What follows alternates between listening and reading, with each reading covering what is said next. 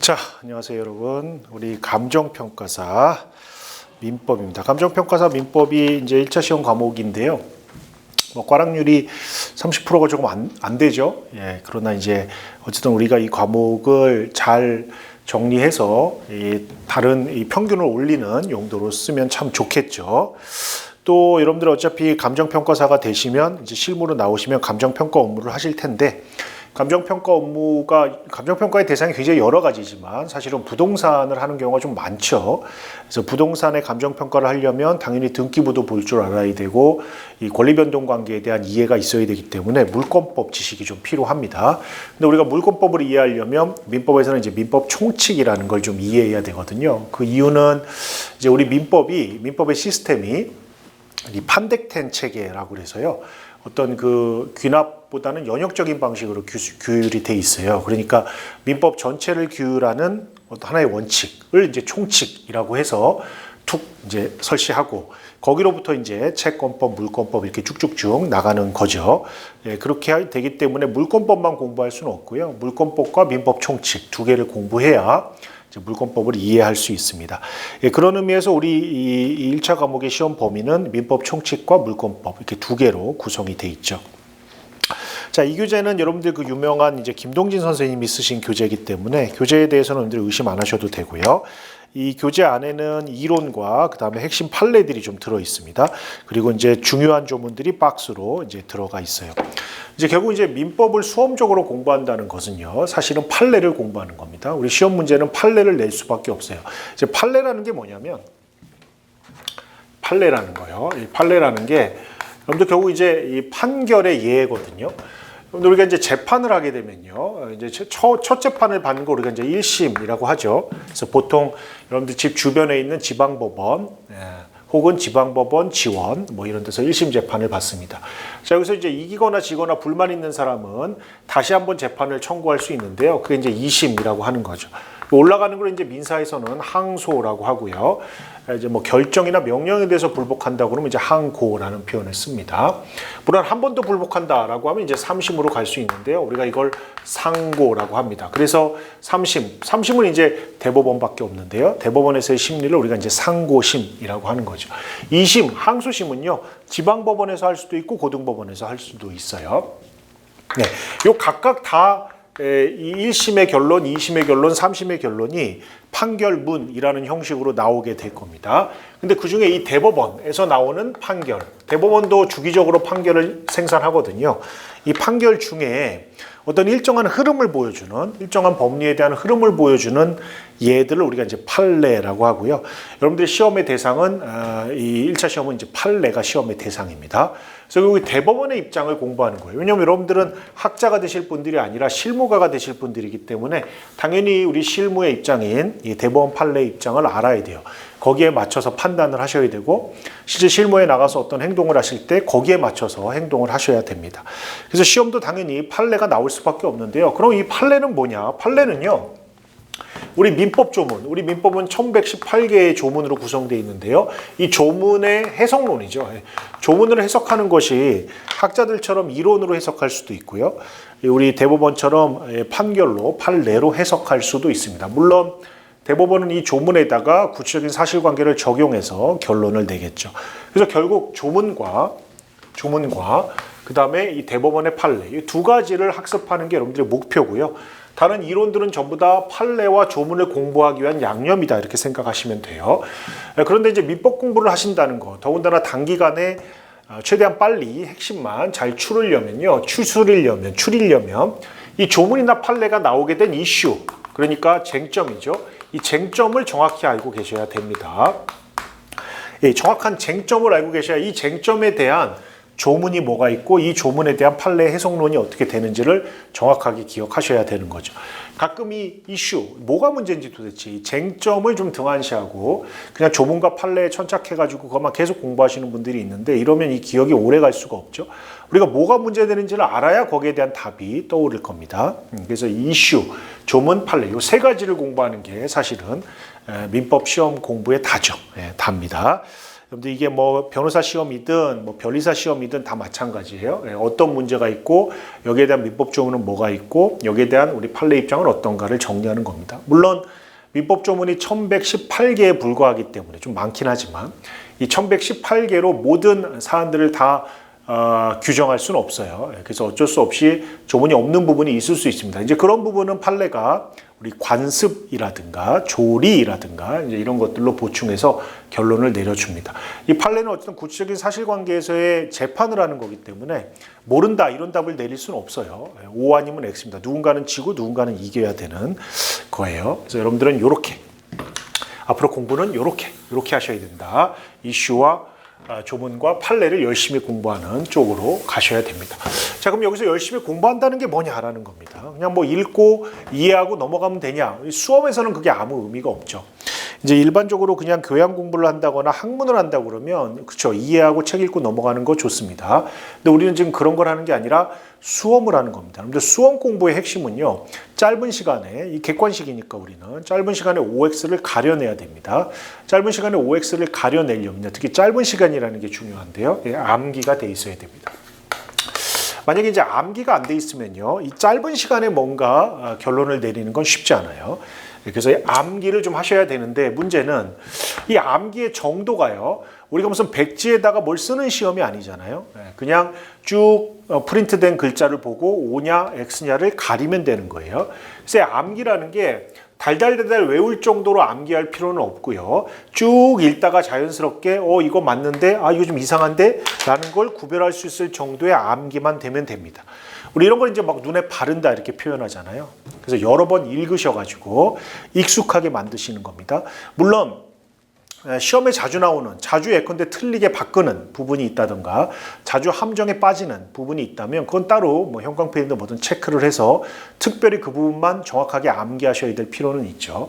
그러나 여기 나와 있는 모든 내용을 달달달달 외울 정도로 암기한다. 그건 가능하지도 않고요. 굉장히 비효율적입니다. 그래서 여러 번 읽으셔서 눈에 바르시고 자연스럽게 만드시고 특별히 외워야 될 부분만 체크해서 그건 진짜 백지에도 쓸 수 있게 암기하시는 게 필요합니다. 우리 시험은 객관식 시험이라는 걸 잊지 마세요. 자, 오늘은 첫 시간이기 때문에 제가 여러분들이랑 뭐를 할 거냐면요.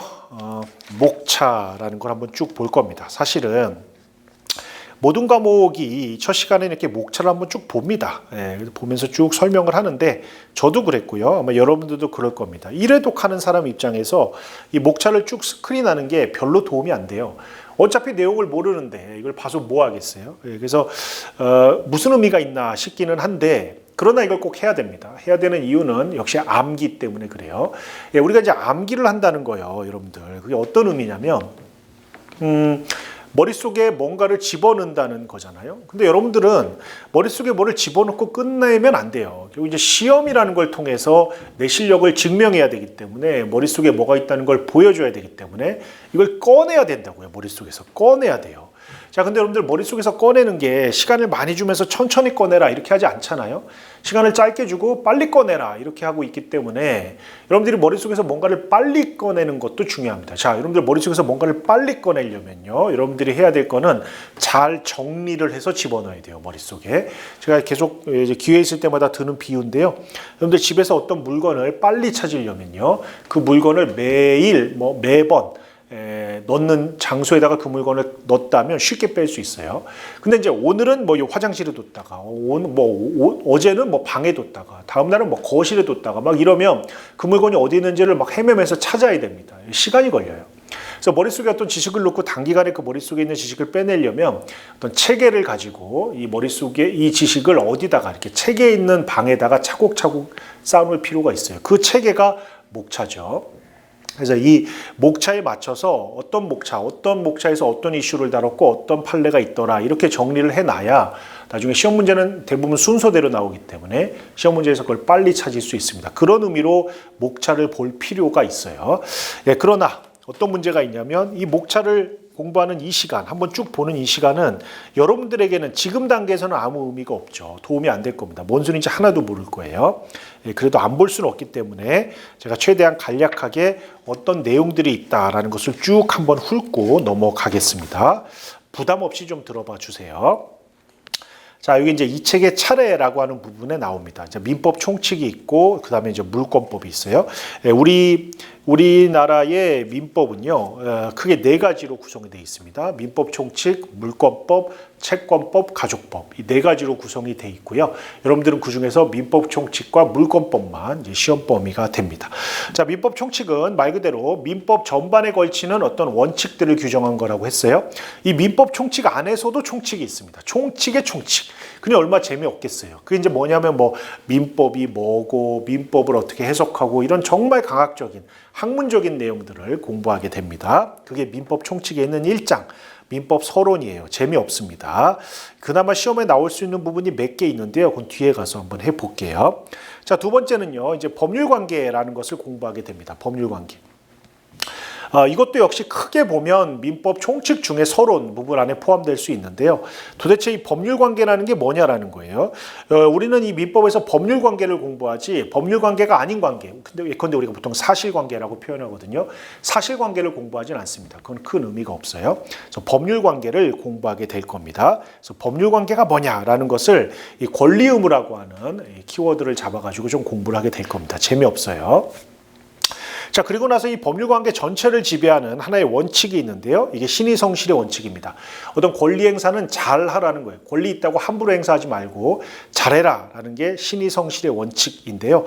이 신의성실의 원칙에 파생 원칙들이 있습니다. 여러분들 그 2장 2절에 2관에 가시면 파생 원칙해서 사정변경 원칙, 모순행위 금지 원칙, 실효의 원칙이 있죠. 그리고 그 밑에 권리남용 금지 원칙까지 이런 것들이 신의성실의 원칙의 구체적인 원칙들이 되는데 이런 것들이 시험 문제에 좀 나오기도 합니다. 자, 이렇게 해서 여기까지가 이제 보통 민법 총칙 중의 총칙 부분으로 정리가 되고요. 이제 드디어 구체적으로 하나씩 이슈들이 나오게 되는데요. 우리 민법 총칙은 이제 권리를 중심으로 구성이 되어 있습니다. 그래서 권리의 주체, 누가 권리의 주체인가? 그다음에 그 권리의 객체는 무엇인가? 이 권리는 어떻게 변동되는가? 마지막으로 이 권리는 어떻게 소멸되는가 하는 것들을 위주로 구성이 되어 있습니다. 그래서 목차도 보시면 3장은 주체, 4장은 객체, 5장은 변동, 그다음에 6장 잠깐 넘어가고 7장의 소멸시효, 이게 권리의 소멸이에요. 이렇게 구성이 되어 있습니다. 자, 권리의 주체.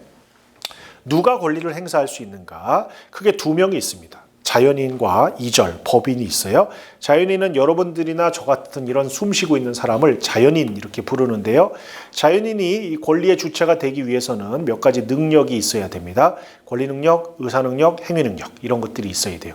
자, 사실은 권리 능력이 권리의 주체가 될 수 있는 능력이고요. 나머지 의사 능력이나 행위 능력은 이 법률행위의 효력을 갖기 위한 능력이긴 한데 그러나 어쨌든 전체적으로 이런 능력들이 다 있어야 완전한 권리의 주체가 되는 건 맞아요. 자, 이런 사람들이 이 자연인이 없다, 이 현장에 없다라고 하면 이 사람을 어떻게 할 거냐라는 게 이제 부재에 관한 문제고요. 그다음에 죽은 건 아닌데 행방불명이 일정 기간 동안 됐다면 이 사람을 어떻게 처리할까라는 게 이제 실종의 문제입니다.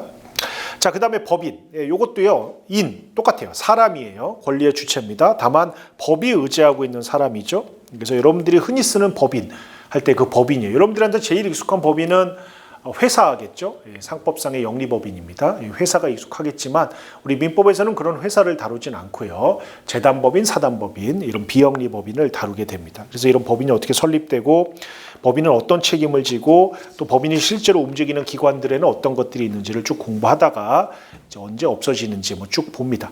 자, 그러다가 이제 7관에 가시면 법인 아닌 사단, 법인 아닌 재단, 비법인 사단 재단이라고 하는데요.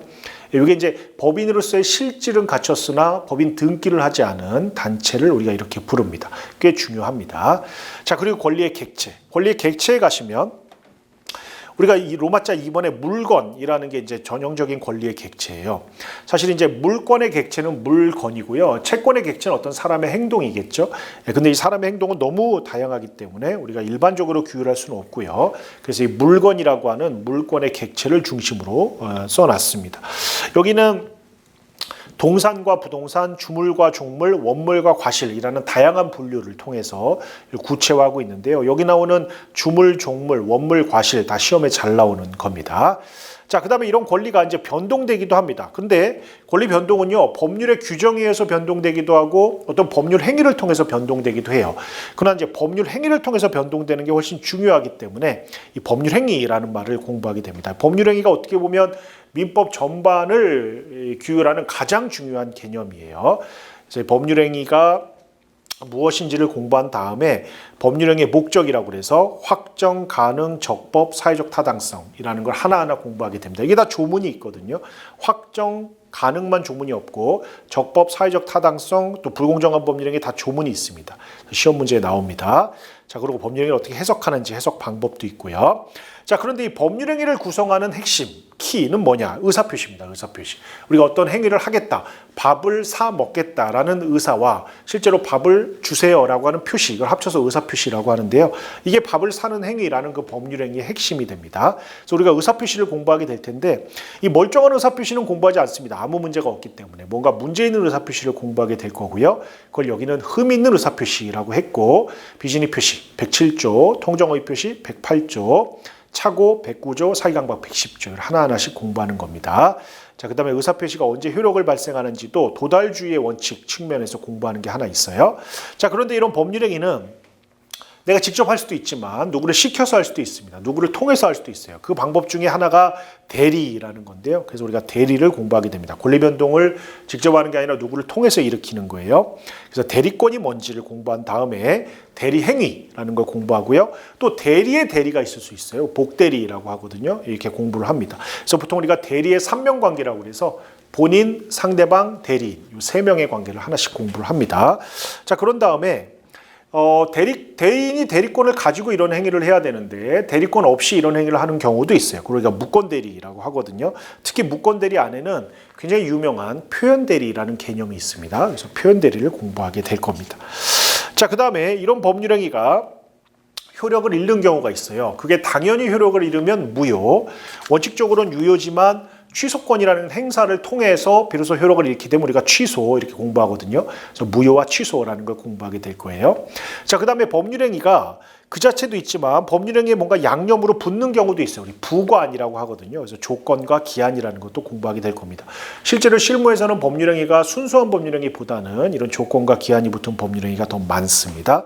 자, 그 다음에 법률행위 행사 기간과 관련해서 기술적인 부분을 좀 공부한 다음에 드디어 권리의 소멸이라고 하는 소멸시효를 공부하게 됩니다. 사실 권리가 소멸되는 방법은 소멸시효만 있는 건 아닌데요. 특별히 일정한 기간이 지나면 권리가 없어지는 것으로 보는 제도, 이 소멸시효 제도가 있습니다. 이 소멸시효가요, 민법 총칙에서도 가장 중요하고요. 민법 전반에서도 제일 중요하다고 말할 수 있어요. 그래서 제일 중요한 세 가지 중에 하나 꼽아라 그러면 소멸시효거든요. 그래서 소멸시효를 열심히 공부해야 됩니다. 시험에도 굉장히 많이 나옵니다. 자, 이렇게 하면 이제 민총이 끝나고요. 물권법으로 갑니다. 이제 물권법은 민법 전체에서 보면 강론이죠. 민법 총칙이 있으니까. 그러나 이 물권법 내에서도 총론과 강론이 있어요. 그래서 물권법 총론을 물권법 총설이라고 그래가지고 도대체 물권이 뭔지, 물권의 객체가 뭔지, 아까 물건이라고 그랬죠? 그런 것들을 하나하나 공부하는 겁니다.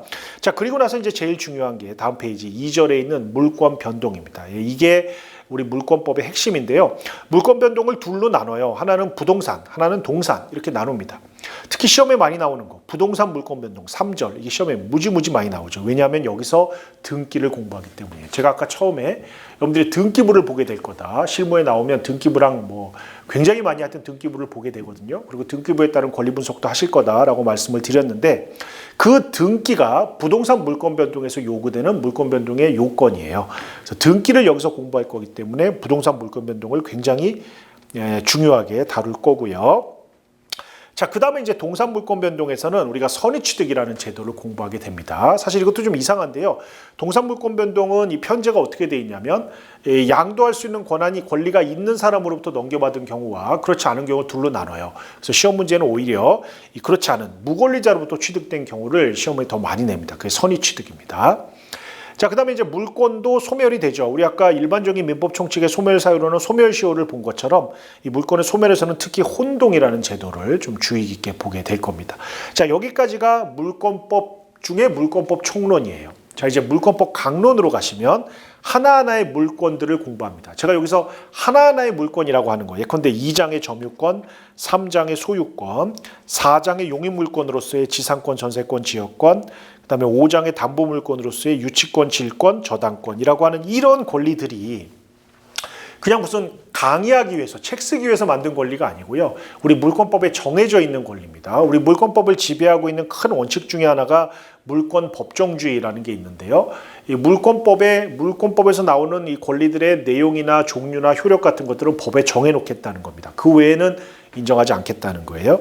그래서 나오는 이 하나하나의 권리들이 있습니다. 그래서 이제 점유권이라는 게 있고요. 점유권은 물건을 사실상 지배하는 권리입니다. 그런 권리가 실제로 있는지는 중요하지 않아요. 그리고 이제 진짜 중요한 권리, 우리 본권이라고 하는 소유권이 있습니다. 여러분들 소유권 굉장히 많이 쓰잖아요, 평소에도. 그래서 이제 사용, 수익, 처분권을 본질로 하는 이 소유권이라는 게 있습니다. 그래서 소유권을 어떻게 취득하는지를 주로 이제 공부하게 되는데요. 왜냐하면 소유권의 효력이라는 건 사용, 수익, 처분권으로서 그건 뒤에 가서 다시 공부할 거기 때문에 여기서는 소유권의 취득 방법을 주로 공부하게 됩니다. 그 중에 굉장히 유명한 취득시효라는 걸 공부하게 될 거예요. 뭔지는 지금은 모르셔도 돼요. 근데 취득시효라는 굉장히 중요한 제도가 나옵니다. 자, 그리고 소유권 잘하면 행사할 수 있는 5절의 소유권에 대한 물권적 청구권. 네. 무지무지 중요한 권리입니다. 213조, 214조의 규정이 되어 있습니다. 자, 이렇게 해놓고 이제 특수한 소유권으로서 공동소유와 명의신탁을 공부하게 돼요. 공동소유는 여러분들이 매번 이제 공유하는 그런 것들을 얘기하는 거예요. 그래서 공동소유는 공유만 있는 건 아니고요. 공유, 합유, 총유 이렇게 세 가지가 있습니다. 그리고 명의신탁, 특히 부동산 실권리자 명의 등기에 관한 법률, 부실법을 여기서 공부하게 될 겁니다. 자, 이렇게 소유권이 끝나면요, 이제 제한물권. 그러니까 소유권의 세 가지 권능, 사용, 수익, 처분 권능 중에 특정한 것들만 갖고 있는, 세 개 다 갖고 있으면 소유권이고요. 그런 특정한 것들만 갖고 있는 권리를 공부하게 될 텐데 그중에 사용, 수익권, 용익물권입니다. 세 가지가 있어요. 지상권, 지역권, 전세권. 제일 중요한 건 역시 지상권, 전세권이고요. 지상권 중에서도 여러분들 법정 지상권이라는 걸 공부하게 될 겁니다. 중요합니다. 지역권은 그렇게 중요하지 않고요. 그 다음에 전세권, 이것도 특이해요. 용익물권의 끝에 있으면서 담보물권의 시작에 있기 때문에 이게 용익물권으로서의 성격과 담보물권으로서의 성격을 다 갖고 있는 특이한 물권입니다. 그래서 시험에 잘 나와요.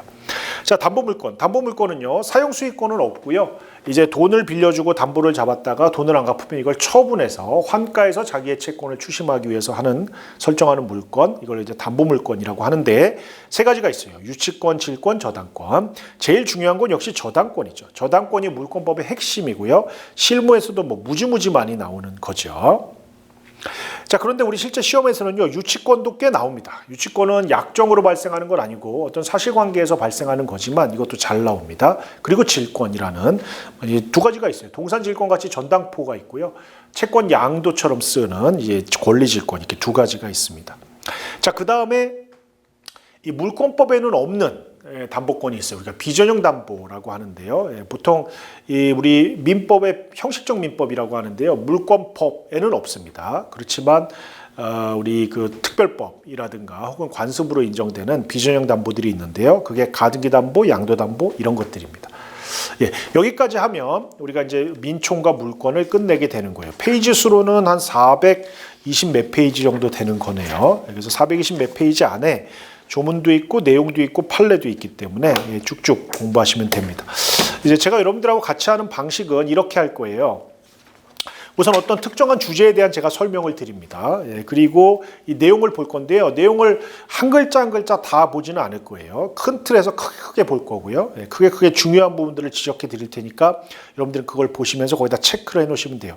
이 강의를 들으면서 바로바로 그냥 밑줄을 깨끗하게 긋는 걸 바라진 않아요. 그걸 기대하진 않습니다. 그렇게 하면 밑줄 긋다가 강의를 놓치는 수가 있어요. 그러니까 좀 부담 없이 연필 같은 걸 들고요. 제가 말씀드리는 부분에 체크하면서 최대한 이해를 해보시고, 그러나 거기서 끝나면 안 돼요. 우리 이해만으로는 수험에서는 아무것도 안 한 거랑 똑같거든요. 수험을 한다는 거는 정리하고 암기까지 해야 비로소 수험 공부가 된 거기 때문에 강의 한번 들으시고 바로 복습을 하시면서 이제 펜을 들고 밑줄을 긋는 것까지, 그래서 정리하고 한 번 더 보면서 암기해서 3회독 정도까지는 해주셨으면 좋겠는데, 근데 문제는 지금 처음 보는 사람이 3회독 하면 과연 바로 암기가 되느냐? 저는 안 된다고 보거든요. 최대한 빨리 민총 처음부터 물건 끝까지 한 번을 가는 게 중요해요. 그렇게 갔다가 2회독을 할 때 보는 느낌이 좀 다르거든요. 그래서 여러분들 제가 이렇게 말씀드리면서 쭉쭉쭉 말씀드릴 때 좀 부담 없이 펜 들고 이렇게 체크하면서 좀 따라와 줬으면 좋겠어요. 저는 지금 개념 설명드리고 판례에서 중요한 부분들을 체크하는 용도로 쓰겠습니다. 예, OT는 이 정도 하고요. 이제 본격적으로 여러분들 그 8페이지가 아니죠. 우리가 몇 페이지입니까? 요거 2페이지 민법 서론부터 좀 쉬었다가 시작하면 되겠네요.